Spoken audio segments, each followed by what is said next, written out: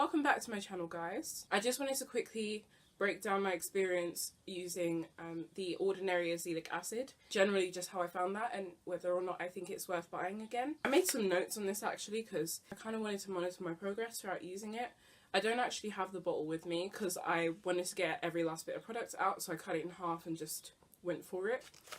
So it's long gone now. I used it on while I was on holiday, so the sun might also have been another factor in any sort of change or progress, whatever. But generally, I think it didn't do a bad job. I kind of broke it down in days, but I think I got a bit lost in the end. But from what I can see, it lasted about... What? Okay, I stopped writing it down. But from estimation and from what I remember, the product lasted me about 20 days. So depending on how much you use in each day, I didn't use that much each day and I used it morning and night, but then in the end I just used it either morning or night. I think I just stuck to using it in the evenings because it can look a bit shiny, so I just decided to use it before bed instead and then wash it off in the morning rather than having it on all day. But yeah, it lasted about 20 days roughly. So depending on how much you use, it could probably last between 20 and 25 days-ish, which I think is pretty good because I don't really want a product sitting around forever, but I also want it to not run out really quickly. So I think that was a plus. When I first used it, I did notice that the texture was interesting. It felt okay to put on my skin, like it felt quite nice. When I rubbed it in for a prolonged amount of time, I noticed a grainy texture coming up. And so in that sense, it felt a little bit abrasive. It was just a little bit irritating. That still wasn't the worst thing in the world. That wouldn't necessarily stop me from buying a product again. I didn't have night cream, so I used coconut oil with it. And it does say that you can combine it with like a cream or like another product. First time I used the product, I noticed that it tingles. It tingles quite a lot. And this might not be the case for everyone, but for me, there certainly was an intense tingly feeling, bordering on slight mild burning, and I really didn't like that sensation. That would be one thing that would sort of be a hindrance in me possibly buying it again. I did find it strange, however, that it wasn't every time I used it that it tingled or burned, but the majority of times it did. For my own purposes, I took before and after pictures, and I found that there wasn't really much of a difference. It's something that I'd use again if it was gifted to me, for example, but I wouldn't necessarily buy it again. One thing it did say on the box in terms of results you'll expect to see is that it's supposed to help with the texture of your skin, so smoothing it out, eliminating or minimizing any bumps and irregularities in the skin, and I felt like it did do that a little bit. Other than that, I didn't notice a dramatic difference or anything really in the appearance of my blemishes or darker marks or hyperpigmentation or anything like that.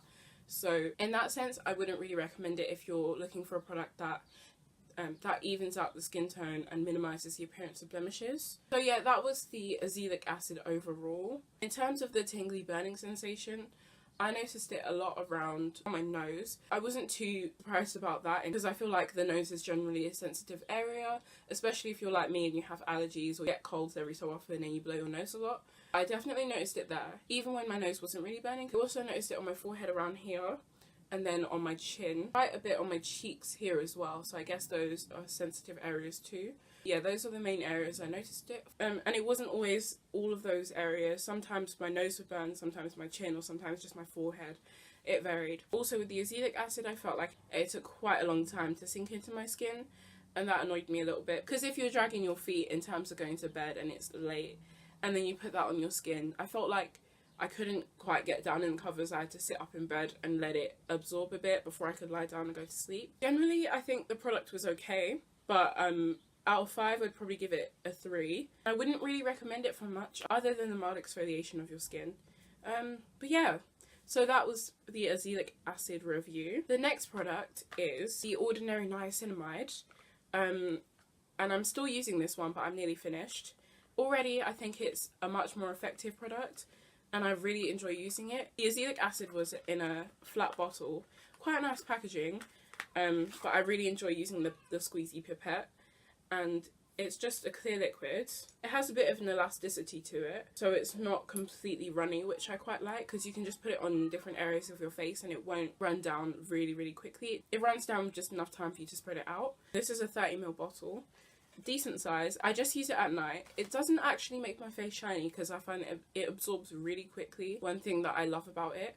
And then you use it just before like any heavy creams or serums. So I think with these products, just because they're concentrated and it's a high strength vitamin and mineral blemish formula, I don't really want to use that before I then go out into the sunlight because I'm not sure how my skin will or won't react. So I just try and avoid doing that. But I think it is quite good. I didn't take any before or after pictures, but looking at my skin now versus how I remember it being before I started using it, my skin just feels calmer. I don't use very many products on my skin. I just feel like it feels calm and I don't break out that often.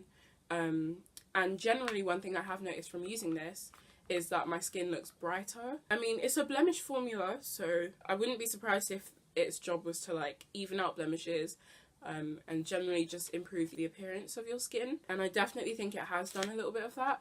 In terms of this compared with the niacinamide, I'd be more likely to repurchase this. I'll put the prices of each product in the description. I haven't gotten any drastic results, but I do feel like this has become part of my routine and it's done more good than harm. I was going to say it's done more harm than good. Wow, okay. I don't see why I wouldn't necessarily buy it again. If I found another product that was like, whoa, had amazing instant results, then, which is, I mean, not really that realistic. Maybe, I don't know. Then I would potentially jump on that and then not buy this again. But I wouldn't avoid this product in the future because it hasn't done me any harm. It's been quite good in my experience. I haven't reacted to it.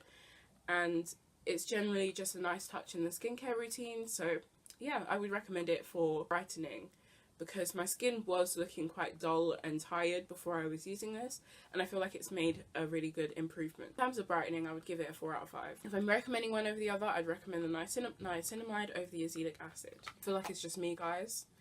But if it's out of focus, I apologise. Thank you guys so much for listening to my thoughts on these products. I hope they helped you in some way. In the meantime, check out my Lagos vlog. I'd like you to enjoy the experience at least once. Don't forget to check out some of my other videos that I've done. If you did enjoy this video, please give it a thumbs up. Thank you so much for watching. Don't forget to subscribe to my channel and I will see you in the next one.